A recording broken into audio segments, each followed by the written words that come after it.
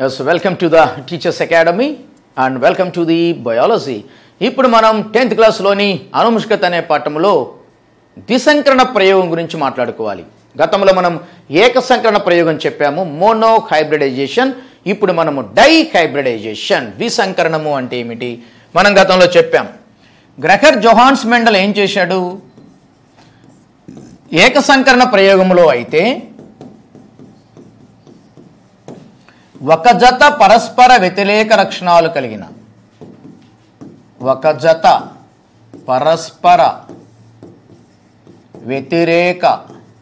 లక్షణాలు కలిగినటువంటి మొక్కల మధ్య సంకరణం చేశాడు. ఇక్కడ అతను తీసుకునేది ఒక జతే.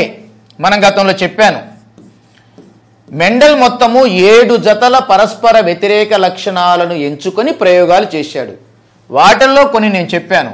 పొడవు, పొట్టి. బఠానీ గింజలు అనేవి కొన్ని గుండ్రంగా ఉంటాయి, కొన్ని బఠానీ గింజలు ముడతలు పడి ఉంటాయి. బఠానీ గింజలు అనేవి కొన్ని పసుపు రంగులో ఉంటాయి, కొన్ని ఆకుపచ్చ రంగులో ఉంటాయి. ఇంతవరకు చూసుకోండి. ఇక్కడ ఒక జత, ఇది పొడవు, పొట్టి. ఇది దేనికి సంబంధించిన క్యారెక్టర్? ఇది ఎత్తుకు సంబంధించిన క్యారెక్టర్. బఠానీ మొక్కలో కొన్ని బఠానీ మొక్కలు పొడవుగా ఉంటాయి, కొన్ని బఠానీ మొక్కలు పొట్టిగా ఉంటాయి. అంటే ఎత్తు అనే లక్షణానికి సంబంధించి ఒక జత పరస్పర వ్యతిరేక లక్షణాలు ఉన్నాయి. ఇదేంటి? బఠానీ గింజ యొక్క ఆకారం.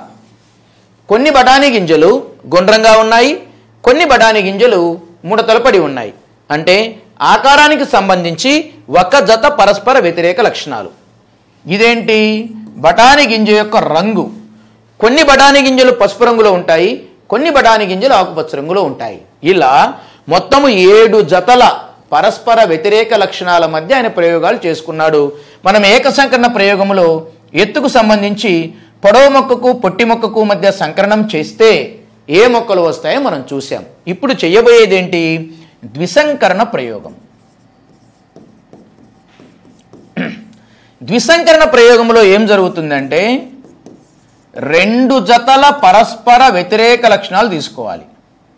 2 జతల పరస్పర వ్యతిరేక లక్షణాలు కలిగిన మొక్కల మధ్య సంకరణము చేస్తే దాన్ని ద్విసంకరణము అని పిలుస్తారు. ఇక్కడ 2 జతలు అన్నాడు. ఇది ఒక జత, ఇది ఒక జత, ఇది ఒక జత. మనం ఏమైనా తీసుకోవచ్చు. మనం ఏం తీసుకుందాం? మీకు టెక్స్ట్ బుక్లో ఏమి ఇచ్చారు అదే తీసుకుందాం. టెక్స్ట్ బుక్లో ఏమి ఇచ్చారు? ఇది ఇచ్చారు. ఎత్తుకు సంబంధించి ఆకారానికి సంబంధించిన లక్షణాలను తీసుకుందాం. ఇవి ఒక జత వ్యతిరేక లక్షణాలు, ఇది ఇంకొక జత వ్యతిరేక లక్షణాలు. అంటే మొత్తం మనము 2 జతల పరస్పర వ్యతిరేక లక్షణాలు కలిగిన మొక్కల మధ్య మనం ప్రజననం చేద్దాం. చేయొచ్చు. ఎలా? ఒక బఠానీ మొక్క గుండ్రంగా ఉండేటువంటి గింజలను ఇస్తుంది, అది పొడవుగా పెరుగుతుంది. ఇలాంటి మొక్కకు మరొక బఠానీ మొక్క ముడతలు పడినటువంటి బఠానీ గింజలను ఇస్తుంది, అది పొట్టిగా పెరుగుతుంది. ఇలా 2 జతల, ఇది ఒక జత, ఇది ఒక జత. ఈ జతకు ఈ జత వ్యతిరేక లక్షణం, దీనికి ఇది వ్యతిరేక లక్షణం. కాబట్టి 2 జతల పరస్పర వ్యతిరేక లక్షణాలు కలిగిన మొక్కల మధ్య సంకరణం చేస్తే దానిని ద్విసంకరణము అని పిలుస్తారు. మన టెక్స్ట్ బుక్లో ఇచ్చినటువంటి ఎగ్జాంపుల్ ఇది. ఒక బఠానీ మొక్క పొడవుగా పెరుగుతూ ఉంది, గుండెటి గింజలను ఇస్తుంది. అలాంటి మొక్కకు మరొక బఠానీ మొక్క పొట్టిగా పెరుగుతుంది, ముడతలు పడిన గింజలను ఇస్తుంది. ఇలాంటి మొక్కకు మధ్య ప్రజననం చేస్తే మొదటి సంతానములో ఏమి వస్తాయి? మొదటి సంతానములో వచ్చినటువంటి మొక్కకు ఆత్మ పరాగ సంపర్కం చేస్తే రెండవ సంతానములో ఏమి వస్తాయి అనే అంశాన్ని మనం ఇక్కడ గమనించాలి. రైట్, చూద్దాం. మనకు ఏమిచ్చారు? ఎగ్జాంపుల్ ఏమిచ్చారు? గుండ్రని గింజలు కలిగిన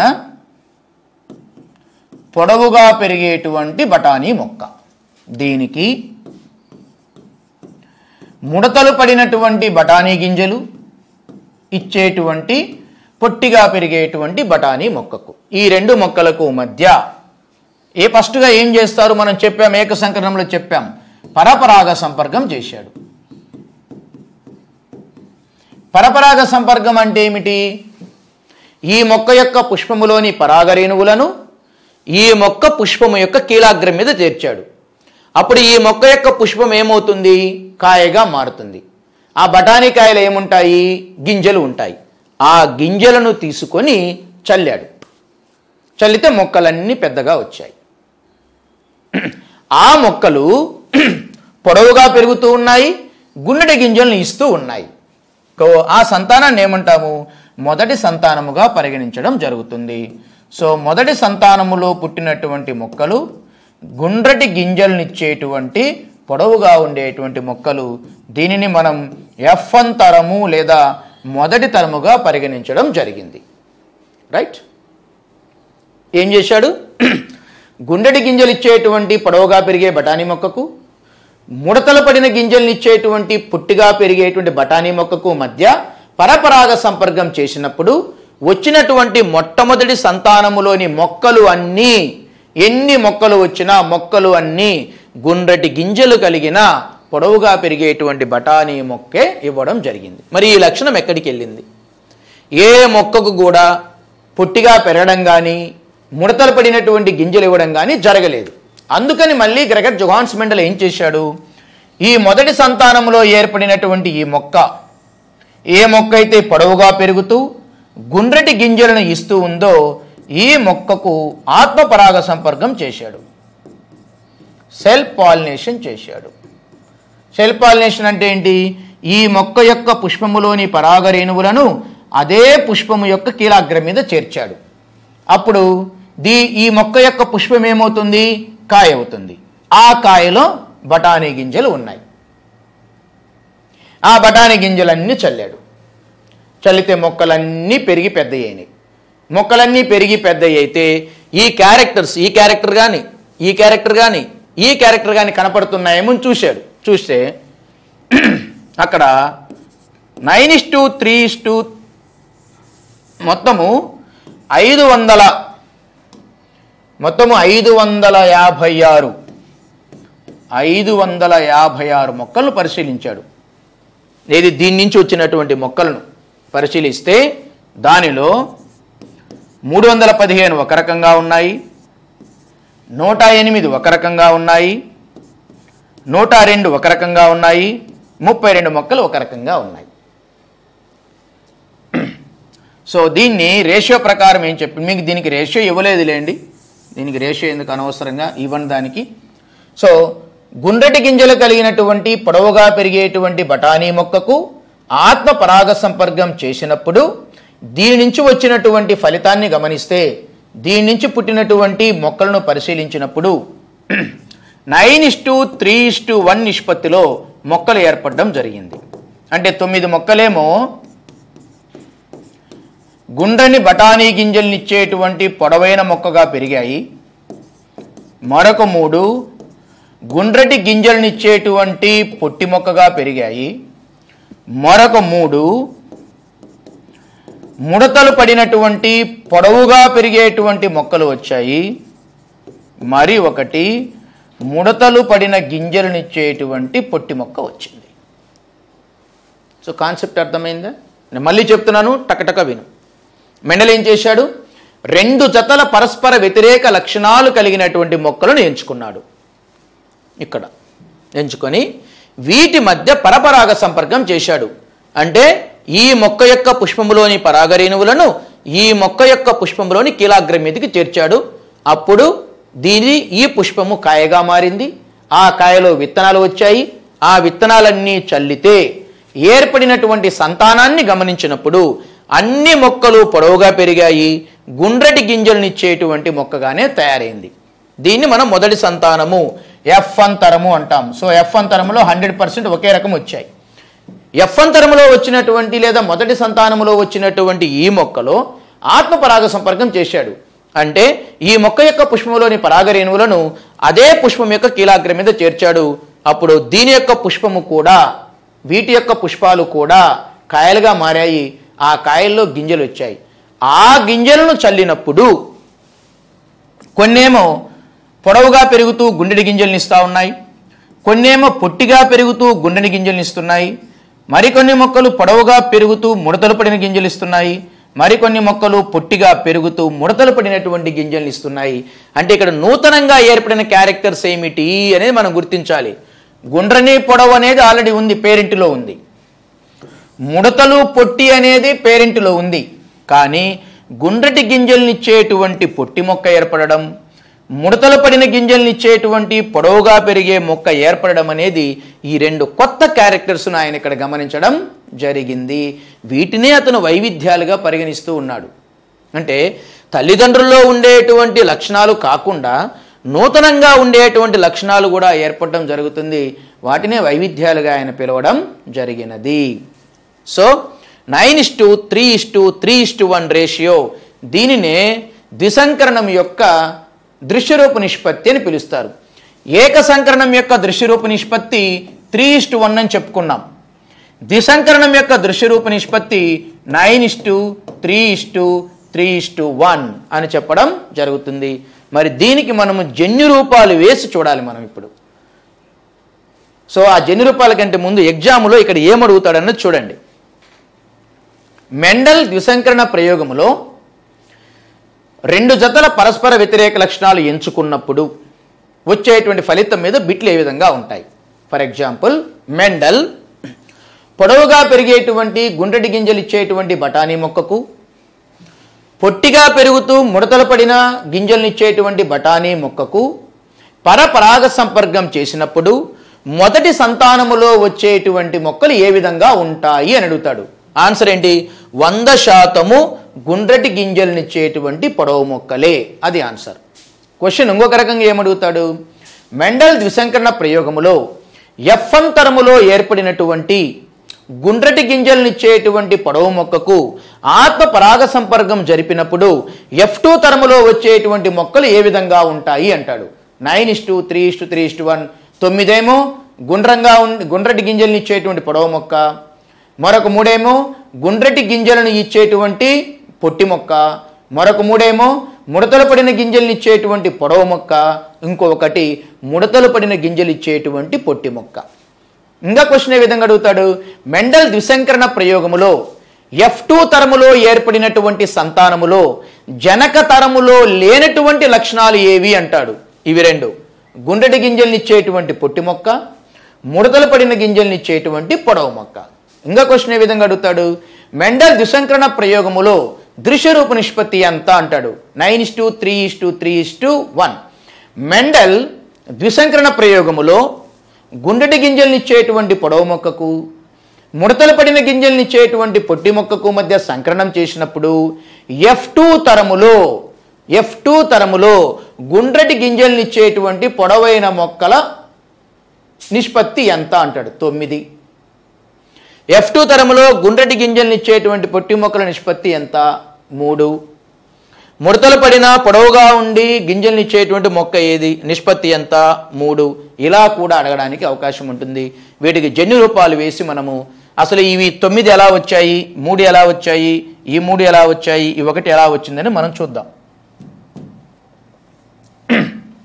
తీసుకున్నదేంటి? గుండ్రటి గింజలను ఇచ్చేటువంటి పొడవుగా పెరిగేటువంటి మొక్క, ముడతలు పడినటువంటి పొట్టిగా పెరిగేటువంటి బఠానీ మొక్క. వీటికి మనం జన్యు రూపాలు వేయాలి.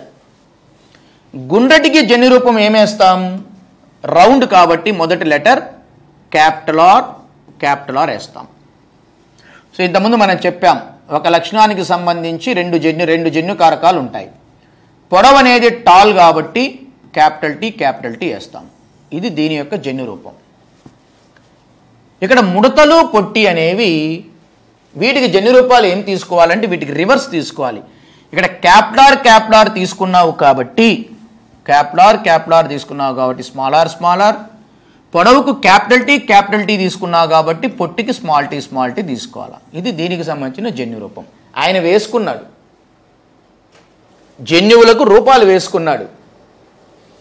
సో ఇప్పుడు ఈ రెండింటికి మధ్య ప్రజనం జరిపినప్పుడు, పరపరాగ సంపర్కం జరిపినప్పుడు మనం ఏం చెప్పాం? సంతానములో ఏమొచ్చాయని చెప్పాం? గుండ్రటి గింజలనిచ్చేటువంటి పొడవు మొక్క వచ్చింది అని చెప్పాం. ఈ గుండ్రటి గింజలనిచ్చేటువంటి పొడవు మొక్క రావడానికి కారణం ఏం చెప్తాడు ఈయన అంటే, గుండ్రటి గింజలకు సంబంధించినటువంటి క్యాప్లార్లో ఒక కారకం, పొడవుకు సంబంధించినటువంటి క్యాపిటల్ టీలో ఒక కారకం సంతానానికి వచ్చాయంటాడు.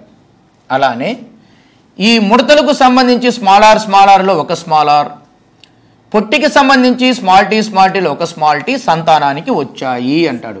మరి వీటిని సంతానములు ఎలా రాసుకోవాలి అంటే, రౌండ్కు సంబంధించినవి అంటే గింజ యొక్క ఆకారానికి సంబంధించిన రెండు అక్షరాలు ఒకదాని పక్కన ఒకటి వేసుకోవాలి, ఇలా వేసుకోవాలి. ఎత్తుకు సంబంధించినటువంటి రెండు లక్షణాలను ఒకదాని పక్కన ఒకటి రాసుకోవాలి. ఎప్పుడైనా ముందు క్యాపిటల్ లెటర్ రాసుకున్న తర్వాతనే స్మాల్ లెటర్ రాయాలి. ఇది దీని యొక్క జన్యు రూపం. ఎఫ్ అంతరములో వచ్చినటువంటి గుండ్రటి గింజలు ఇచ్చేటువంటి పొడవు మొక్క యొక్క జన్యు రూపం ఇది. దీన్నే మనం ఎఫ్ అంతరం అని పిలిచాము. ఈ ఎఫ్ అంతరంలో 100% ఏర్పడినటువంటి మొత్తం మొక్కలు ఇలానే వచ్చాయి. దీని తర్వాత ఆయన ఏం చేశాడు, ఆత్మపరాగ సంపర్కం చేశాడు అన్నాడు. ఆత్మపరాగ సంపర్కం అంటే దీనికే చేయడము కాబట్టి అప్పుడు దీన్ని ఎలా వేసుకోవాలి మనము,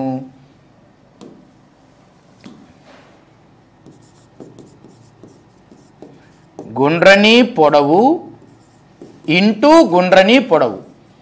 ఆత్మపరాగ సంపర్కం అంటున్నాం కాబట్టి దాన్నే మనం 2 times చేస్తున్నాం. So capital small are capital tea small tea, capital small are capital tea small t ఇలా వేసుకున్నాం. సో దీనికి ఆత్మపరాగ సంపర్కం చేసినప్పుడు మనకు 9:3:3:1లో మొక్కలు ఏర్పడ్డాయి. మరి ఆ మొక్కలకు వీటి యొక్క జన్యు రూపాలు సంక్రమిస్తాయి కాబట్టి ఎన్ని జన్యు రూపాలను బయటికి తీయవచ్చు అంటే దీని నుంచి 4 రకాలైనటువంటి జన్యు రూపాలు సంతానానికి సంక్రమించవచ్చు. అది ఎలా సంక్రమిస్తవచ్చు, క్యాపిటల్ టీ అయినా సంతతికి రావచ్చు, క్యాపిటల్ స్మాల్ టీ అయినా సంతతికి రావచ్చు, స్మాల్ ఆర్ క్యాపిటల్ టీ అయినా సంతతికి రావచ్చు, స్మాల్ ఆర్ స్మాల్ టీ అయినా సంతతికి రావచ్చు. దీనికి ఇటువైపు కూడా ఇదే జన్యు రూపాలు వేస్తాం.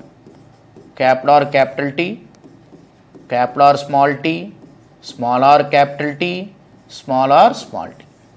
ఈ జన్యు రూపాలను మనకు పిన్నెట్ బాక్స్లో వేస్తే, ఒక పిన్నెట్ బాక్స్లో వేస్తే మనకు 9:3:3:1 రావడం జరుగుతుంది.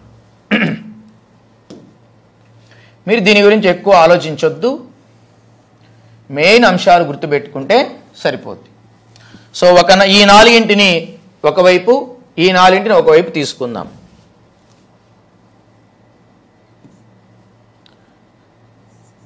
Capital T, capital small tea, small are capital tea, small are small tea.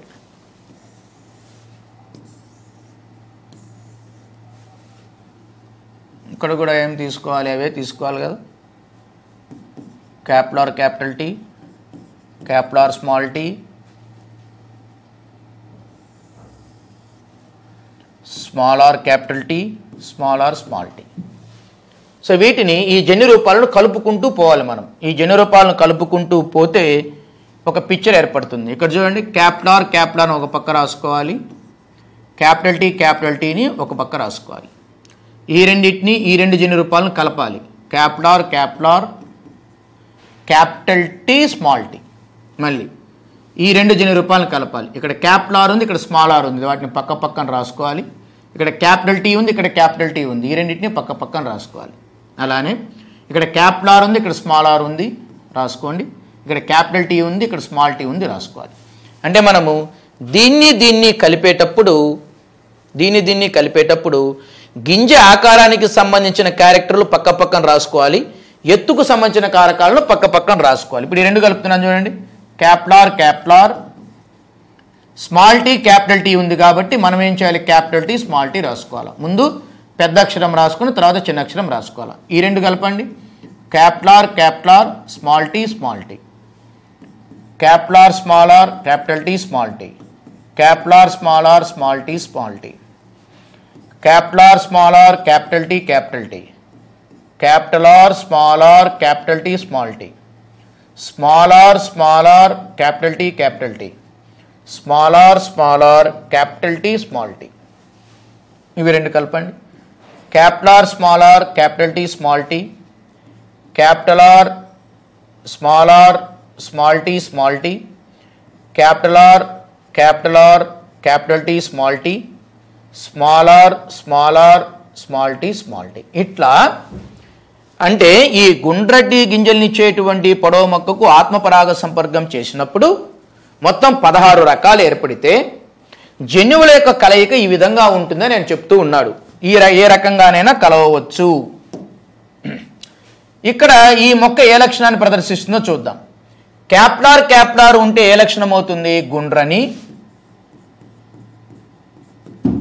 Capital T ఉంటే పొడవు, అంటే గుండ్రటి గింజల్నిచ్చేటువంటి పొడవు మొక్క ఒకటి ఏర్పడింది. క్యాప్లార్ ఉంటే ఏంటి? గుండ్రని. Capital tea, small T. ఇక్కడ క్యాపిటల్ టీ, స్మాల్ టీ అనేది ఏ లక్షణము? పొడవు సంబంధించిన లక్షణం. సో కాబట్టి ఇది కూడా గుండ్రని, పొడవు. ఇక్కడ క్యాప్లార్, స్మాల్ ఆర్ ఉంది. స్మాల్ ఆర్ అనేది గుండ్రటి లక్షణమే, గుండ్రని. క్యాపిటల్ టీ ఏ లక్షణము? పొడవు, గుండ్రని, పొడవు. ఇక్కడ క్యాప్లార్, స్మాల్ ఆర్ ఉంది. స్మాల్ ఆర్ అనేది గుండ్రటి లక్షణం, గుండ్రని. క్యాపిటల్ టీ, స్మాల్ టీ ఉంది. స్మాల్ టీ అనేది పొడవు, గుండ్రటి, పొడవు మొక్క. ఇట్లా మనము లెక్కేసుకుంటూ 16 రాయాలి. క్యాప్లార్ గుండ్రని లక్షణం, క్యాపిటల్ టీ, స్మాల్ టీ పొడవు లక్షణం. క్యాప్లార్ గుండ్రని, స్మాల్ టీ పొట్టి లక్షణం. క్యాప్లార్, స్మాల్ ఆర్ గుండ్రని, క్యాపిటల్ టీ, స్మాల్ టీ పొడవు లక్షణం. క్యాప్లార్, స్మాల్ ఆర్ గుండ్రని, స్మాల్ టీ పొట్టి. క్యాప్లార్, స్మాల్ ఆర్ గుండ్రని, క్యాపిటల్ టీ పొడవు.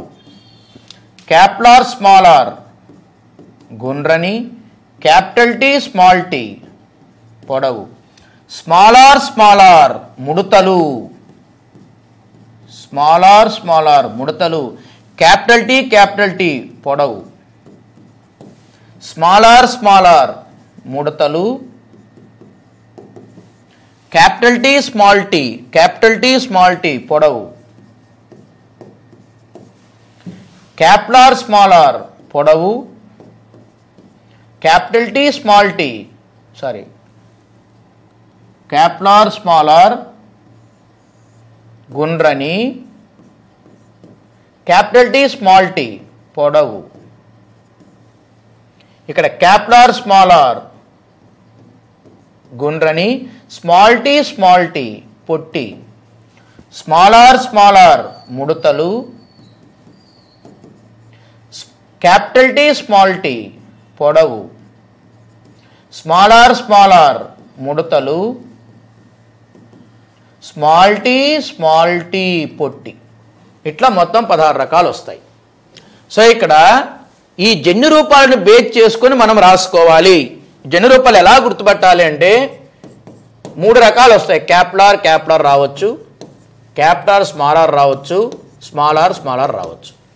ఇదేది గింజ ఆకారానికి సంబంధించింది. క్యాప్లార్, స్మాల్ ఆర్ జన్యు రూపం ఉన్నా అది గుండ్రని కిందని లెక్క. క్యాప్లార్, స్మాల్ ఆర్ ఉన్నా కూడా గుండ్రని కిందే లెక్క. స్మాల్ ఆర్ వస్తే మాత్రం ముడతల కింద లెక్క రాసుకోవాలి. పొడవుకు వచ్చేసి క్యాపిటల్ టీ ఉండొచ్చు, క్యాపిటల్ టీ, స్మాల్ టీ ఉండొచ్చు, స్మాల్ టీ ఉండొచ్చు. ఇక్కడ క్యాపిటల్ టీ ఉందనుకోండి పొడవు. క్యాపిటల్ టీ, స్మాల్ టీ ఉన్నా కూడా పొడవే. స్మాల్ టీ ఉంటే పొట్టి. ఇది గుర్తుపెట్టుకుంటే పినెట్ బాక్స్ను మనం కంప్లీట్ చేయొచ్చు. సో ఒకటి క్యాప్లార్ గుండ్రని, క్యాప్లార్, స్మాల్ ఆర్ గుండ్రని, స్మాల్ ఆర్ జన్యు రూపం ఉంటే ముడతలు. క్యాపిటల్ టీ జన్యు రూపం ఉంటే పొడవు.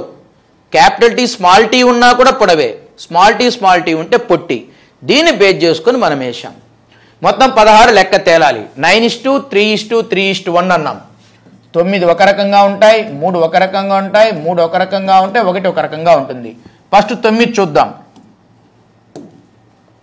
గుండ్రని పొడవు 1, 2, గుండ్రని పొడవు 3, గుండ్రని పొడవు 4, గుండ్రని పొడవు 5, గుండ్రని పొడవు 6, గుండ్రని పొడవు 7, గుండ్రని పొడవు 8, గుండ్రని పొడవు 9. మొత్తము 9 ఏమొచ్చాయి? గుండ్రని పొడవు మొక్కలు వచ్చాయి. 9 గుండ్రటి గింజలనిచ్చేటువంటి పొడవైన మొక్కలు రావడం జరిగింది. రిమైనింగ్ 3 చూద్దాం. రిమైనింగ్ 3 గుండ్రటి గింజలనిచ్చేటువంటి పొట్టి మొక్కలు అన్ని వచ్చాయి. గుండ్రటి గింజలనిచ్చే పొట్టి మొక్క 1, గుండ్రటి గింజలనిచ్చే పొట్టి మొక్క 2, గుండ్రటి గింజలనిచ్చేటువంటి పొట్టి మొక్క 3. మొత్తం 3 వచ్చాయి. ఏంటివి?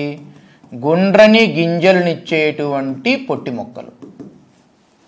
మరొక 3 ముడతలు పడిన గింజలనిచ్చే పొడవు మొక్కలు ఎన్ని వచ్చాయో చూద్దాం. గింజలు ముడతలు పడి ఉండాలా, మొక్క పొడవుగా పెరగాలి.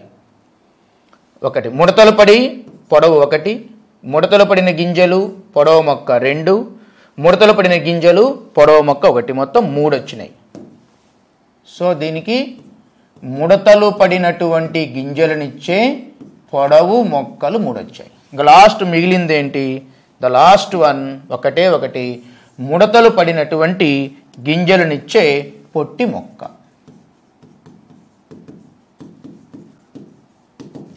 దీని మీద క్లారిటీ ఉండాలి, దీని మీద ఖచ్చితంగా క్లారిటీ రావాలి. సో ద్విసంకరణములో 9:3:3:1 ఏర్పడినప్పుడు 9 గుండ్రని గింజలనిచ్చేటువంటి పొడవైన మొక్కలు, మరొక 3 గుండ్రటి గింజలనిచ్చేటువంటి పొట్టి మొక్కలు, మరొక 3 ముడతలు పడిన గింజలనిచ్చేటువంటి పొడవు మొక్క, లాస్ట్ 1 ముడతలు పడినటువంటి పొట్టి గింజలనిచ్చేటువంటి మొక్క. మనం ఈ రేషియోలో చూస్తే గుండ్రటి పొడవు అనేది జనక తరంలో కనిపించింది. Okay, no problem. ముడతలు పొట్టి అనేది జనక తరంలో ఉంది, నో ప్రాబ్లం. మరి ఈ 2 ఎక్కడి నుంచి వచ్చాయి? గుండ్రని పొట్టి అనేది వెరైటీ క్యారెక్టర్, ముడతలు పడిన గింజలనిచ్చే పొడవైన మొక్క అనేది వెరైటీ క్యారెక్టర్. సో వీటిని వైవిధ్యాలుగా గ్రెగర్ జోహాన్స్ మెండల్ ప్రకటించడం జరిగినది. సో దీంట్లో ఈ ద్విసంకరణానికి మరొక ఎగ్జాంపుల్ కూడా ఇక్కడ ఇచ్చారు. ఆ ఎగ్జాంపుల్ ఆల్రెడీ నేను దాన్ని తీసుకొచ్చి ఇక్కడ పెట్టేశాను. అంటే ఇప్పుడు నేను ఏదైతే చెప్పానో అలానే ఇది కూడా ఉంటుంది. గ్రెగర్ జోహాన్స్ మెండల్ మళ్ళీ ఏం చేశాడంటే ఇక్కడ గుండ్రటి గింజలనిచ్చేటువంటి ఆకుపచ్చ రంగులో గింజలు ఉండాలి, అవి గుండ్రంగా ఉండాలి. అలాంటి మొక్కను తీసుకున్నాడు. ఏ మొక్క అయితే గుండ్రటి గింజలను ఇవ్వాలి, ఆ గింజలు ఆకుపచ్చ రంగులో ఉండాలి. అలాంటి మొక్కకు ముడతలు పడినటువంటి గింజలు ఉండాలి, అది పసుపు రంగులో ఉండాలి. అలాంటి మొక్కకు మధ్య సంకరణం చేశాడు. ఇది జనక తరం అనుకో. ఇది ఏ తరం? జనక తరం, పి తరం, జనక తరం. జనక తరములో ఆయన తీసుకున్న మొక్కలు జాగ్రత్తగా చూడాలా. బఠానీ గింజలు ఆకుపచ్చ రంగులో ఉండాలా, గుండ్రంగా ఉండాలా? అలాంటి మొక్కకు బఠానీ గింజలు పసుపు రంగులో ఉండాలా, ముడతలు పడి ఉండాలా? అలాంటి మొక్కకు మధ్య సంకరణం చేశాడు. సంకరణం చేస్తే మొదటి తరములో ఏమి వచ్చింది? F1 తరములో వచ్చినటువంటి మొక్కలు ఎలా ఉన్నాయో చూస్తే, మొదటి సంతానములో ఏర్పడినటువంటి మొక్కలు చూస్తే అవి గింజలు పసుపు రంగులో ఉన్నాయి, గుండ్రంగా ఉన్నాయి. ఇది చాలా చాలా చాలా ఇంపార్టెంట్ అన్నమాట ఈ బిట్టు. ఏమడుగుతాడు బిట్ ఇది? మెండల్ ద్విసంకరణ ప్రయోగములో పసుపు రంగులో ఉంటూ గుండ్రటి గింజల్నిచ్చేటువంటి మొక్కకు, ఆకుపచ్చ రంగులో ఉంటూ ముడతలు పడిన గింజల్నిచ్చేటువంటి మొక్కకు మధ్య సంకరణం చేసినప్పుడు F1 తరములో వచ్చినటువంటి మొక్కలు ఏ లక్షణాన్ని ప్రదర్శించాయి? పసుపు రంగులో ఉండే గుండ్రటి గింజల్నిచ్చాయి. అంటే ఇది ఎందుకు ఇంపార్టెంట్ అంటున్నానంటే, ఇక్కడ జనక తరంలో ఆ క్యారెక్టర్ లేదు అసలు. జనక తరంలో తీసుకున్న క్యారెక్టర్ ఏంటి? ఆకుపచ్చ రంగులో ఉండి గుండ్రంగా ఉన్నాయి, ఇక్కడ పసుపు రంగులో ఉండి ముడతలు పడి ఉన్నాయి. కానీ సంతానంలో ఏమొచ్చింది? పసుపు రంగులో ఉంటూ గుండ్రటి గింజలు కలిగినటువంటి మొక్క రావడం జరిగినది. ఇది చాలా చాలా ఇంపార్టెంట్. ఇక్కడ జన్యు రూపాలు చూడండి ఎలా తీసుకున్నాడో. ఇక్కడ జన్యు రూపాలు కూడా మనం చూద్దాం. సో గుండ్రని కాబట్టి క్యాప్లార్ తీసుకున్నాడు. మరి ఇక్కడ ఆకుపచ్చకు చూడండి స్మాల్ వై తీసుకున్నాడు. ఆకుపచ్చ ఇక్కడ కొంచెం వేరియేషన్, కొంచెం జాగ్రత్తగా చూడాలి. ఆకుపచ్చకు ఏం తీసుకున్నాడు? స్మాల్ వై తీసుకున్నాడు. ఇక్కడ ముడతలకు స్మాల్ ఆర్ తీసుకుంటాడు, ఎందుకంటే గుండ్రని అనే లక్షణం క్యాపిటల్ తీసుకున్నాడు కాబట్టి ముడతలకు స్మాల్ ఆర్ తీసుకున్నాడు. కానీ పసుపు దగ్గరికి వచ్చేసరికి క్యాపిటల్ వై తీసుకున్నాడు. ఎందుకు ఇలా తీసుకోవడం జరిగింది అంటే, మరి ఇక్కడ క్యాపిటల్ తీసుకున్నప్పుడు క్యాపిటల్ వై తీసుకోవాలి కదా. ఎందుకు తీసుకోవాల్సి వచ్చింది అంటే, ఈ పసుపు అనేది బహిర్గత లక్షణం. బహిర్గత లక్షణము అంటే మొదటి సంతానములో ఏ క్యారెక్టర్ అయితే కనిపిస్తుందో దాన్ని బహిర్గత లక్షణం అంటాం. బహిర్గత లక్షణాన్ని ఎప్పుడైనా క్యాపిటల్ లెటర్తో చూపించాలి. ఇక్కడ చూడండి, మొదటి సంతానములో ఏమొచ్చింది? గుండ్రని పసుపు రంగులో ఉండే గింజలు వచ్చాయి. అంటే గుండ్రని అనేటువంటి క్యారెక్టర్ బహిర్గత లక్షణము, పసుపు అనే క్యారెక్టర్ బహిర్గత లక్షణము.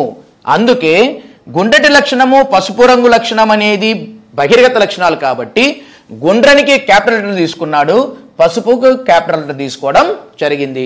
సో ఇలా ఎఫ్ అంతరములో పసుపు రంగు గింజలను ఇచ్చేటువంటి లేదా పసుపు రంగులో ఉండేటువంటి గుండ్రటి గింజలు ఇచ్చేటువంటి మొక్కలు రావడం జరిగినది. ఇది చాలా ఇంపార్టెంట్. ఏమడుగుతాడు? మెండల్ ద్విసంకరణ ప్రయోగములో ఆకుపచ్చ రంగులో ఉండేటువంటి గుండ్రటి గింజల్ని ఇచ్చేటువంటి మొక్కకు, పసుపు రంగులో ఉండేటువంటి ముడతలు పడిన గింజలకి జరిపేటువంటి ప్రయోగములో ఎఫ్ అంతరములో వచ్చినటువంటి మొక్కలు ఎలాంటి సంతానాన్ని ప్రదర్శించాయి? పసుపు రంగులో ఉండేటువంటి గుండ్రటి గింజల్ని ఇచ్చాయి. మళ్ళీ దీనికి ఆయన ఏం చేస్తాడు? గతంలో చెప్పాం, ఈ మొక్కకు ఆత్మపరాగ సంపర్కం చేశాడు. ఆత్మపరాగ సంపర్కం చేస్తే రెండవ తరములో వచ్చినటువంటి మొక్కలు ఎలా ఉన్నాయి చూడండి. 9 గుండ్రని పసుపు, 3 గుండ్రని ఆకుపచ్చ, 3 ముడతలు పసుపు, 1 ముడతలు ఆకుపచ్చ. 9:3:3:1 రేషియోలో ఏర్పడడం జరిగింది. 9 గుండ్రని పసుపు రంగులో ఉన్నాయి, 3 అనేది గుండ్రటి ఆకుపచ్చ రంగులో ఉన్నాయి, మరొక 3 ముడతలు పసుపు రంగులో ఉన్నాయి, 1 ముడతలు ఆకుపచ్చ రంగులో ఉంటుంది.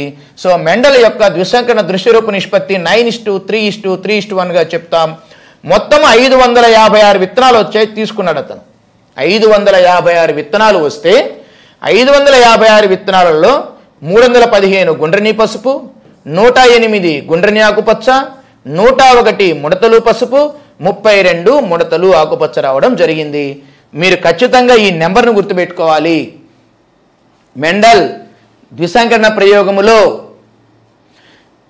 పసుపు రంగులో ఉండేటువంటి గుండ్రటి గింజల్ని ఇచ్చేటువంటి మొక్కకు, ఆకుపచ్చ రంగులో ఉంటూ ముడతలు పడిన గింజలు కలిగి ఉండేటువంటి మొక్కకు మధ్య ప్రజననం చేసినప్పుడు F2 తరములో 556 విత్తనాలు వస్తే వాటిలో 315 విత్తనాలు ఏ రకానికి చెందినవి, 108 విత్తనాలు ఏ రకానికి చెందినవి, 102 విత్తనాలు ఏ రకానికి చెందినవి, 32 విత్తనాలు ఏ రకానికి చెందినవో ఖచ్చితంగా గుర్తుపెట్టుకోవాలి. 315 విత్తనాలు ఎలా ఉన్నాయి? గుండ్రని పసుపులో ఉన్నాయి. 108 విత్తనాలు ఎలా ఉన్నాయి? గుండ్రని ఆకుపచ్చ రంగులో ఉన్నాయి. 101 విత్తనాలు ఎలా ఉన్నాయి? ముడతలు పసుపు రంగులో ఉన్నాయి. 32 విత్తనాలు ఎలా ఉన్నాయి? ముడతలు ఆకుపచ్చ రంగులో ఉన్నాయి. సో ఎన్ని విత్తనాలు వచ్చాయి, ఎన్ని విత్తనాలు ఏ రంగుల్లో ఉన్నాయో మనం గుర్తుపెట్టుకోవాలి. సో మెండల్ యొక్క ద్విసంకరణ నిష్పత్తి 9:3:3:1. ఇక్కడ వెరైటీగా వచ్చినవి ఏంటివో చూద్దాం. గుండ్రని పసుపు ఆల్రెడీ ఉంది, నో ప్రాబ్లం. గుండ్రని ఆకుపచ్చ ఉంది, నో ప్రాబ్లం. ముడతలు పసుపు ఉంది, నో ప్రాబ్లం. ముడతలు ఆకుపచ్చ అనేది వెరైటీగా వచ్చినటువంటి క్యారెక్టర్. ఎఫ్ తరములో వచ్చిన వెరైటీ క్యారెక్టర్ ఏదంటే గుండ్రని పసుపు. F2 తరములో వచ్చినటువంటి వెరైటీ క్యారెక్టర్ ఏదంటే ముడతలు ఆకుపచ్చ. ఇది మెండల్ యొక్క ద్విసంకరణ ప్రయోగము. ఈ మెండల్ ఈ ద్విసంకరణ ప్రయోగం ఆధారంగా ఒక సిద్ధాంతాన్ని ప్రతిపాదించాడు. ఆ సిద్ధాంతాన్ని స్వతంత్ర యోహన సిద్ధాంతం అని పిలుస్తారు. లా ఆఫ్ ఇండిపెండెంట్ అసార్ట్మెంట్ అని పిలుస్తూ ఉంటారు. మెండల్ మొత్తము 3 ఆనువంశిక సూత్రాలను ప్రతిపాదించడం జరిగింది. అది ఒకటి బహిర్గతత్వ సూత్రము, ఒకటి లా ఆఫ్ డామినెన్స్, వృధకరణ సూత్రము ఒకటి, మూడోది స్వతంత్ర వ్యూహన సూత్రం. స్వతంత్ర వ్యూహన సూత్రం అంటే లా ఆఫ్ ఇండిపెండెంట్ అసార్ట్మెంట్ అని పిలుస్తూ ఉంటారు. సో బహిర్గత సూత్రము, వృధకరణ సూత్రము, స్వతంత్ర వ్యూహన సూత్రాలు అనేవి అనుష్కృత సూత్రాలు, ఆ మూడింటిని ఆయన ప్రతిపాదించడం జరిగింది. వాటి గురించి విశ్లేషణ అనేది మీకు లేదు, ఊరిగా గుర్తుపెట్టుకోవడమే అంతే, పేర్లు కూడా ఇవ్వలేదు. ఇక్కడ స్వతంత్ర వ్యూహన సిద్ధాంతం గురించి కొద్దిగా మాట్లాడాడు. స్వతంత్ర వ్యూహన సిద్ధాంతము అంటే ఏమిటి అంటే, మెండల్ ద్విసంకరణములో 2 లక్షణాలు తీసుకుంటున్నాడు కదా, ఇది వేస్తున్నాను. ఇలా ఉంటే అర్థం ఏంటి? గుండ్రటి గింజలనిచ్చేటువంటి పొడవాటి మొక్క అని అర్థం. ఇలా ఉంటే అర్థం ఏంటి? ముడతలు పడినటువంటి గింజలనిచ్చే పొట్టి మొక్క అని అర్థం. ఈ రెండింటికి మధ్య ఆయన పరపరాగ సంపర్కం చేసినప్పుడు మొదటి సంతానములో ఏమి వచ్చాయి? గుండ్రటి గింజలనిచ్చేటువంటి పొడవాటి మొక్క వచ్చింది. ఈ క్యారెక్టర్లు పాస్ అయ్యేటప్పుడు ఇక్కడ 2 వ్యతిరేక లక్షణాలు ఉన్నాయి.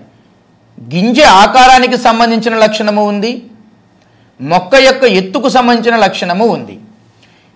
ఈ గింజ ఆకారానికి సంబంధించినటువంటి లక్షణము క్యాపిటల్ ఒకటి వస్తుంది, ఎత్తుకు సంబంధించిన లక్షణము క్యాపిటల్ T ఒకటి వస్తుంది. ఇక్కడ ముడతలకు సంబంధించినటువంటి లక్షణము స్మాల్ r ఒకటి సంతతికి వస్తుంది. పొట్టికి సంబంధించినటువంటి 2 కారకాలలో ఒక కారకం సంతతికి వచ్చి ఇవన్నీ కలిసిపోతాయి. Capital R small r, capital T small t కలిసి ఈ సంతానం ఏర్పడింది. అయితే ఇతను మెండల్ ఏం చెప్తాడు అంటే, 2 జతల పరస్పర వ్యతిరేక లక్షణాలకు మధ్య మనం ప్రజననం చేసినప్పటికీ ఈ గుండ్రటి లక్షణానికి సంబంధించినటువంటి కారకాలు ఈ పొడవుకు సంబంధించిన కారకాలపై ఆధారపడకుండా స్వతంత్రముగా సంతానానికి సంక్రమిస్తాయి.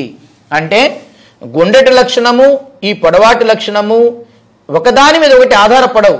దీని దారిన ఇది సంక్రమిస్తుంది, దీని దారిన ఇది సంక్రమిస్తుంది. ఇలా 2 జతల పరస్పర వ్యతిరేక లక్షణాలను తీసుకున్నప్పుడు ఒక లక్షణానికి సంబంధించిన కారకాలు మరొక లక్షణం మీద ఆధారపడకుండా స్వతంత్రముగా సంతానానికి సంక్రమిస్తాయి అని చెప్పాడు. దానినే మనం లా ఆఫ్ ఇండిపెండెంట్ అసార్ట్మెంట్ అని పిలుస్తాము, స్వతంత్ర వ్యూహన సిద్ధాంతం అని పిలవడం జరుగుతుంది. ఏకసంకరణ ప్రయోగముల ద్వారా ఈ 2 సూత్రాలను ప్రతిపాదించాడు. ద్విసంకరణ ప్రయోగము ద్వారా స్వతంత్ర వ్యూహన సిద్ధాంతాన్ని ప్రతిపాదించడం జరిగినది. సో ఇలా గ్రెగర్ జోహాన్స్ మెండల్ ఏకసంకరణ ప్రయోగము, ద్విసంకరణ ప్రయోగం చేశాడు. ఇంతకు ఈ ప్రయోగముల మీదనే మీకు బిట్లు అడుగుతారని చెప్తున్నాను నేను. ఖచ్చితంగా అడుగుతారు. ఏకసంకరణం మీద అడగచ్చు, ద్విసంకరణం మీదైనా అడగచ్చు. కొంచెం క్రిటికల్గా అడగడానికి అవకాశం ఉంటుంది. సో ద్విసంకరణం మీద బిట్లు ఎలా అడుగుతారో చూద్దాం. ఒక 4-5 బిట్లు చెప్తాను. మెండల్ ద్విసంకరణ ప్రయోగములో ఆకుపచ్చ రంగులో ఉంటూ గుండ్రటి గింజలు కలిగినటువంటి మొక్కకు, పసుపు రంగులో ఉంటూ ముడతలు పడినటువంటి గింజలు కలిగిన మొక్కకు మధ్య సంకరణం చేస్తే F1 తరములో ఏర్పడిన మొక్కలు ఎలా ఉంటాయి? దానికి ఆన్సర్ 100%, 100కు 100% పసుపు రంగులో ఉండే గుండ్రటి గింజలు ఇచ్చే మొక్కలే వస్తాయి. సెకండ్ క్వశ్చన్, మెండల్ ద్విసంకరణ ప్రయోగములో F1 తరములో ఏర్పడినటువంటి గుండ్రని పసుపు రంగు గింజలు ఇచ్చేటువంటి మొక్కలకు మధ్య ఆత్మ పరాగ సంపర్కం చేసినప్పుడు F2 తరములో ఏర్పడేటువంటి మొక్కలు ఎలా ఉంటాయి అంటాడు. ఏ రేషియోలో ఏర్పడతాయి? 9:3:3:1 రేషియోలో ఏర్పడతాయి.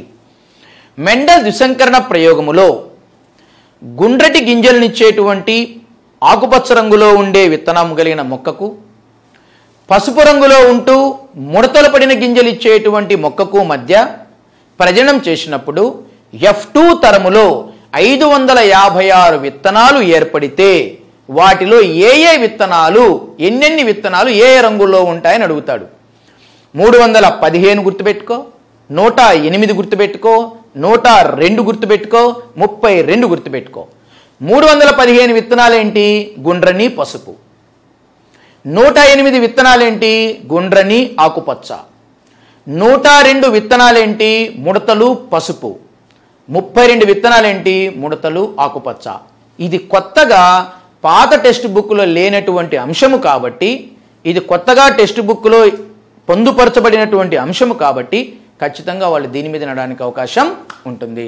సో టోటల్గా మెండల్ ఏక సంకరణం యొక్క దృశ్యరూప నిష్పత్తి లేదా లక్షణాంశములకి నిష్పత్తి 3:1 అయితే, మెండల్ ద్విసంకరణం యొక్క దృశ్యరూప నిష్పత్తి 9:3:3:1 అని మీరు గుర్తుపెట్టుకోండి. చాలు, దట్స్ ఎనఫ్. బాయ్.